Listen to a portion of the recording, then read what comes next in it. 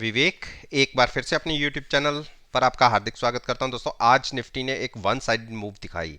हाँ, हम ये कह सकते थे सुबह 40-50 पॉइंट ऊपर जरूर खुले, लेकिन उसके बाद नेगेटिव साइड और उसके बाद वन साइडेड मूव देखने को मिली। हायर साइड की क्लोजिंग आई और 300 को टच कर दिया, 300 के ऊपर निकले और उसी के आसपास क्लोजिंग मिली। और जैसे मैंने अपनी कल की वीडियो में कहा था कि हम अगर 300 के आसपास जाते हैं, वहां पर मैं एक शॉर्ट पोजीशन लूंगा एट द मनी, वहां पर कॉल बाय करके फ्यूचर्स को शॉर्ट करेंगे और एक लिमिटेड रिस्क है हमारा। देखिए, जो हमने ट्रेड लिया फ्यूचर्स के अंदर मे एक्सपायरी के अंदर 15,306 पर हमने फ्यूचर सेल किया और 300 की जो कॉल थी वो हमने 58 रुपीज पर बाय की। यानी 6 रुपए तो हमें 58 के अंदर से मिल ही गए। तो हमारी मैक्सिमम लॉस इसमें 52 रुपीज का हो सकता है। और गिरावट आई तो नीचे जितनी ये गिरती जाएगी वो सारा हमारा प्रॉफिट। ये हमने एक रिस्क लिया है। मुझे भी पता है कि मैंने क्या किया है। देखिए, अगर हम पिछले 5 दिन की क्लोजिंग देखें तो हमने एक के बाद एक हायर साइड की क्लोजिंग दिखाई है और ये लाइन ड्रॉ मैंने ही की हुई है और मुझे पता है कि निफ्टी इस तरफ बढ़ सकती है। लेकिन एक वन साइडेड जैसे यहां पर एक मूव दिखी थी, आप देखिए, उसके बाद एक करेक्शन भी दिखी थी। उस करेक्शन को देखिए, यहां फिर मूव दिखी, ये करेक्शन दिखी। तो जैसे ये मूव दिखी है, मेरे को ये उम्मीद है कि हम कल तक जो प्राइस 15,050 था, अब वो बढ़ के हो गया 15,100। एक दिन में भी ये मूव आ सकती है। अगर ऊपर बढ़े तो कॉल से हम हेज हैं ही, और हमारा मैक्सिमम लॉस केवल कल की एक्सपायरी में उतना ही हो सकता है जितनी हमने ऑप्शन के अंदर प्रीमियम दिया है। तो एक रिस्क लेके हमने ट्रेड लिया है। बाकी मैं आपको यह एडवाइस करूंगा कि गिरावट आए 15,100 के आसपास, 9 डेज मूविंग एवरेज है, उसके पास आए तो लॉन्ग कीजिएगा। थोड़ा सा वेट कर लीजिए जिसको नया ट्रेड लेना है। और हमने जो नीचे से जब ये क्रॉस हुई थी 9 डेज मूविंग एवरेज, यहां पर हमने जो पोजीशन ली थी उसको हमने एग्जिट करवा दिया आज, और फ्रेश पोजीशन कोई नहीं ली। हां, हमने एक शॉर्ट साइड पर ट्रेड जरूर लिया है। और आपको जिन्होंने नई पोजीशन लेनी है उनको एडवाइस है कि अभी थोड़ा शांत तो होके बैठें। अब बात करते हैं बैंक निफ्टी। देखिए, बैंक निफ्टी में एक रेंज बाउंड चल रहा है। देखिए, ऊपर नीचे की मूव जरूर आ रही है, लेकिन क्लोजिंग आप देख लीजिए पिछले 4 दिन की 100-150 पॉइंट के बीच में ही क्लोजिंग है। ऊपर आप जो ऊपर एक हर्डल है 35,550, इसके ऊपर एक 1200 पॉइंट की एक मूव दिख सकती है। अदरवाइज मेरा ये अपना ओपिनियन है कि एक बार हम 34,300 के आसपास आ सकते हैं। मैं शॉर्ट पोजीशन के लिए आपको नहीं कह रहा, लेकिन मेरा यह है कि अगर बाइंग करनी हो तो 300 भी नहीं, बाइंग करनी हो तो 33,700 के आसपास बाइंग करेंगे, तब लॉन्ग पोजीशन बनाएंगे, या 35,550 के ऊपर क्लोजिंग मिल जाए तो लॉन्ग जाएंगे। अदरवाइज ये कंसोलिडेशन फेज है, यहां के बीच में ये निफ्टी थकेगा, बैंक निफ्टी, और उसके बाद जब ये ब्रेकआउट देगा या ब्रेकडाउन होगा देगा तो उस तरफ की मूव पकड़ेगा। तो थोड़ा सा इसको भी वेट कर लीजिए। बाकी जो ट्रेडर्स हैं वो, उनको तो मैं ये एडवाइस करूंगा कि वो लॉन्ग पे रह सकते हैं। उनके लिए पॉजिटिव ओपन होते हैं तो 400 पॉइंट्स की एक मूव दिख सकती है 35300 तक के लिए, जो रिसेंटली हाई भी था। उसके लिए ट्रेड ले सकते हैं केवल और केवल जो ट्रेडर्स होते हैं, जो स्विंग ट्रेडिंग भी जानते हैं, उनके लिए। अब बात करते हैं रिलायंस। रिलायंस को तो आप बाय कीजिएगा 1960 के आसपास। पिछले 3 दिन से लगातार गिरावट आ रही है और यह गिरावट कंटिन्यू हो सकती है, 1940 तक हो सकती है। 1940 और 1920 के बीच में आप at the money put buy करके फ्यूचर्स को लॉन्ग कर लीजिए। रीजन, 2000 क्रॉस करना बहुत मुश्किल हो रहा है इस स्टॉक के लिए, और मैं यहां से आपको शॉर्ट भी कह सकता हूं, शॉर्ट बनती भी है, लेकिन मैं एडवाइस नहीं दूंगा क्योंकि आप रिटेल इन्वेस्टर हैं। मैं आपको शॉर्ट साइड के एडवाइस नहीं दूंगा। मैं आपको 1940 और 1920 के बीच में बाइंग करने की एडवाइस दूंगा, साथ में हैजिंग के साथ। एचडीएफसी बैंक में लगातार 3 दिन की गिरावट, और मैंने आपको यह बताया था कि गिरावट क्यों आई। उसका मेन रीजन था कि इनके जो मॉनिटोरियम यूज किया था इनके लैंडर्स ने, इनकी अपनी मैनेजमेंट की कमेंट्री ये है कि उसमें से बहुत से जिन्होंने लोन लिया है वो डिफॉल्ट कर सकते हैं। तो उसी वजह से आप देखिए कल इसने एक अनएक्सपेक्टेड 30-40 पॉइंट की एक मूव नीचे की तरफ दिखाई। आज मार्केट 100 पॉइंट ऊपर गई, उसके बावजूद ये फ्लैट टू नेगेटिव रहा। और अगर निफ्टी में गिरावट आती है तो आप देखिए ये स्टॉक 1450 की टेरिटरी भी ब्रेक कर सकता है। और मैंने आपको कहा है हम इसको डिप पर बाइंग करेंगे 1400 और 1375 के बीच में। तब तक बिल्कुल इसको हाथ मत लगाइए। शॉर्ट करने की मैं आपको एडवाइस नहीं देता। नीचे के लेवल्स पे इसको बाय करेंगे तो इस पे थोड़ा सा साइडवेज होके बैठे। इंडस बैंक ने मेरे जो 1000 के टारगेट थे वो तो अचीव हो गए थे, उसके साथ साथ मेरे 1070 के टारगेट भी थे। वहां तक ये स्टॉक नहीं गया, उससे पहले ही थकना शुरू हो गया। और आप देखिए 8 यहां से इसने एक बढ़त दिखाई थी, प्राइस था तकरीबन 820 से इसने दिखा दिया 1020, यानी 200 पॉइंट्स का एक रन अप। तो इसमें से अब यहां से कितना करेक्ट हो सकता है? Almost 40 points.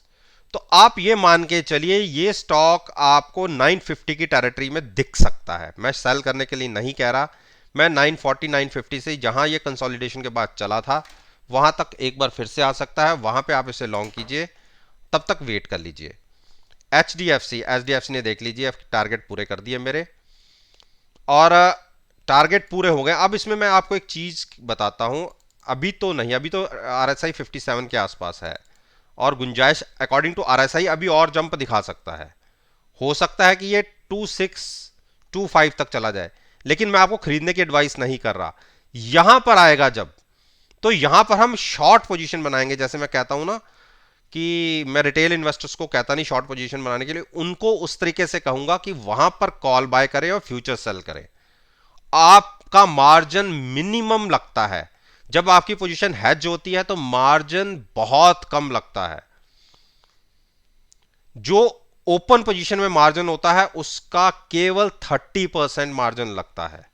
अगर आपका 1 लाख के ऊपर 10,000 लगेगा, और अगर आपकी पोजीशन हेज है तो 1 लाख के ऊपर केवल 3,000 लगेगा। केवल 30% मार्जिन लगता है। तो 2600 के आसपास हम इसमें एक शॉर्ट पोजीशन 2572 तो आ गया है, 2650 के आसपास तब एक सोचेंगे शॉर्ट पोजीशन बनाने की, कॉल बाय करके फ्यूचर सेल करने की। अदरवाइज जो रिस्क ले सकता है वो यहां पर भी बाय कर सकता है, लेकिन मैं आपको रिस्क लेने की बात करता ही नहीं हूं। जहां पे श्योरिटी होती है वहां पर ही मैं कहता हूं कि आप ट्रेड लीजिए। अभी हम बीच में खड़े हैं, ना नीचे हैं ना ऊपर हैं। ऊपर होंगे तो हम शॉर्ट लेंगे, यहां हो तो हम यहां से बाय करेंगे। अब हम बीच में खड़े हैं, इसलिए मैं आपको लॉन्ग जाने की बात नहीं कर रहा। जहां तो ये स्टॉक आपको 2500 से नीचे मिल जाए तो लॉन्ग कर लीजिए, और अदरवाइज यहां पर 2650 के आसपास जाएगा तो वहां शॉर्ट बनाएंगे, उसके बीच में हम कुछ नहीं करेंगे। कोटक महिंद्रा बैंक ने थका रहा है, और इसको लॉन्ग करना हो तो 1785 के ऊपर क्लोजिंग पे लॉन्ग करिएगा। अपनी मूविंग एवरेजेस के बीच में फंसा हुआ है, इसीलिए हम जिनको नया पोजीशन लेना है उसको मैं 1785 के ऊपर ही कह रहा हूं। चाहे मेरी पीछे की वीडियोस उठा के देख लिया, और हमने 1720 के आसपास लॉन्ग बनाया हुआ है और साथ में 1700 की पुट बाय की हुआ है। वो उस ट्रेड में तो हमें प्रॉफिट आ रहा है, लेकिन एक टाइम तो अच्छा प्रॉफिट था जिसमें थोड़ी कमी आ गई है। लेकिन कल हमें मॉर्निंग में जो भी प्राइस मिलेगा हम अपनी लेके इसको एग्जिट होंगे, और फिर अगले महीने की जून एक्सपायरी में सोचेंगे कि क्या करना है। आईसीआईसीआई बैंक ने देखिए 660 तक के टारगेट अचीव कर दिए, और यहां पर क्या बनता है, यहां पर क्या आपको बाय करना है। देखिए 65 66 की आरएसआई है, छोटी सी पॉसिबिलिटी के लिए आप लॉन्ग साइड पे क्यों जाएंगे। हम इस स्टॉक को लेंगे अगर आज के हिसाब से, पहले लेवल नीचे का था, आज के हिसाब से 635 और 620 के बीच में मिले। 620 पे मिल जाए तो बहुत ही अच्छा है। 635 और 620 के बीच में आप सोच सकते हैं इसको लॉन्ग करने की। खरीदिए यहां से 20 रुपए नीचे, at the money put buy करके फ्यूचर्स को लॉन्ग कीजिएगा। लेकिन पुट में ट्रेड मत कीजिएगा। आप सोचेंगे यहां से गिरावट होनी है तो आप पुट खरीद के बैठ जाएं। मैं पुट या कॉल खरीदने की कभी एडवाइस नहीं देता। मेरा यह मानना है कि फ्यूचर्स में आप ट्रेड रखेंगे, उसका रीजन क्या है कि आपका प्रीमियम डिके नहीं होगा। चलिए मान लिया कि स्टॉक ऊपर नीचे हो जाएगा, लेकिन प्रीमियम डिके नहीं होगा। प्रीमियम को आप नेक्स्ट मंथ में शिफ्ट नहीं कर सकते, लेकिन फ्यूचर्स को आप नेक्स्ट मंथ में शिफ्ट कर सकते हैं। तो ये मेन रीजन है मैं फ्यूचर्स में ट्रेड लेने की बात करता हूं। हैजिंग के लिए जरूर कह सकता हूं कि आप at the money put buy कीजिए, क्योंकि एट द मनी पुट ही आपको सबसे ज्यादा प्रोटेक्शन देगी। मैं कह दूं आउट ऑफ द मनी नीचे जाके खरीद लीजिए, लेकिन जितना नीचे जाएंगे उतना रिस्क आपका खुल जाएगा। तो नीचे आके इसको बाय कीजिए। एक्सिस बैंक को आप बाय कीजिए 715 के आसपास। देखिए कंसोलिडेट कर रहा है, और आरएसआई 60 के आसपास है। अभी गुंजाइश बढ़ने की है, लेकिन रीजन क्या है कि इस एक्सपायरी के सबसे हाई लेवल पे ये ट्रेड कर रहा है। देखिए मैं मई एक्सपायरी से बता देता हूं आपको। मई एक्सपायरी में ये स्टॉक कहां से शुरू हुआ था, हम ये मान लेते हैं ये 27 की वो थी, यहां से 725 के आसपास था, उसके बाद नीचे गिरा 688 तक आया, और उसके बाद 740 के टारगेट्स ऊपर की तरफ लगाए, 750 मान लीजिए। तो हम उससे थोड़ा सा ही नीचे हैं, तो अभी करेक्शन हो सकती है कल के दिन में। तो 715 की टेरिटरी में मिले तो आप लॉन्ग कर सकते हैं, at the money put buy करके फ्यूचर्स को लॉन्ग कर सकते हैं, और ट्रेड लीजिएगा जून एक्सपायरी का। एसबीआई ने देखिए हमें 400 पे एग्जिट करवा दिया था, और हमें बहुत अच्छा प्रॉफिट हुआ था, 40 to 45 पॉइंट्स का प्रॉफिट हुआ था। और अब हमने कहा था कि एक बार थोड़ी सी करेक्शन मिले तो सोचेंगे। अगर एक ही टिक के अंदर ये 396 95 ब्रेक होके नीचे चला जाता है तो हम उससे पहले 380 से पहले नहीं बाय करेंगे। लेकिन हमारी कोशिश होगी कि 20 डेज मूविंग एवरेज के आसपास ये मिले, और वहां पर जब 20 डेज मूविंग एवरेज के आसपास कोई स्टॉक मिलता है तो वहां आरएसआई इसकी 45 होती है। यानी नीचे की तरफ केवल 15 पॉइंट्स और ऊपर की तरफ 35 पॉइंट्स की पॉसिबिलिटी होती है। तो इसीलिए 20 डेज मूविंग एवरेज के आसपास जब भी चाहे यहां से ऊपर भागने के बाद एवरेज 400 आ जाए, लेकिन आज के दिन के हिसाब से इसकी 20 डेज मूविंग एवरेज 383 के आसपास बैठती है। तो हम वहां पर सोचेंगे इसको लॉन्ग करने की। यहां पर हम ट्रैप नहीं होना चाहते, यहां से 30 पॉइंट की गिरावट आए तो हम लॉन्ग करेंगे, अदरवाइज हम वेट करेंगे, साइड होके बैठेंगे, और कोशिश करेंगे कि जितना हल्का रहें उतना ज़्यादा अच्छा रहेगा। गिरावट में जितने हल्के होंगे उतने ही आपको नई परचेजिंग करने की पॉसिबिलिटी ज़्यादा रहती है। अगर आप फंसे रहे तो गिरावट में क्या नया बाय करेंगे। तो इसीलिए शांत होके फिलहाल बैठिए अगले 4-5 दिन तक, और देखिए कि मार्केट किस तरफ की मूव दिखाती है। अभी हम हाई पर खड़े हैं।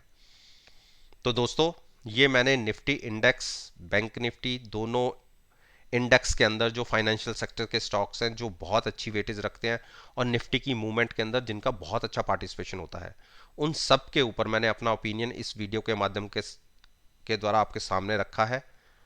और अगर इस वीडियो को आप कल एक्सपायरी डे में 27 मई को आप एनालाइज करेंगे, यकीन मानिएगा मायूसी नहीं देखने को मिलेगी आपको। वीडियो पसंद आई हो तो लाइक जरूर कीजिए, शेयर कीजिए, और मेरे साथ मेरे यूट्यूब चैनल पर जुड़िए, और साथ में बेल आइकन का बटन प्रेस करेंगे तो नोटिफिकेशन टाइम से आप तक डिलीवर हो जाएंगी। इस बात के साथ मैं आपसे विदा लेता हूं, और एक नई वीडियो के साथ फिर से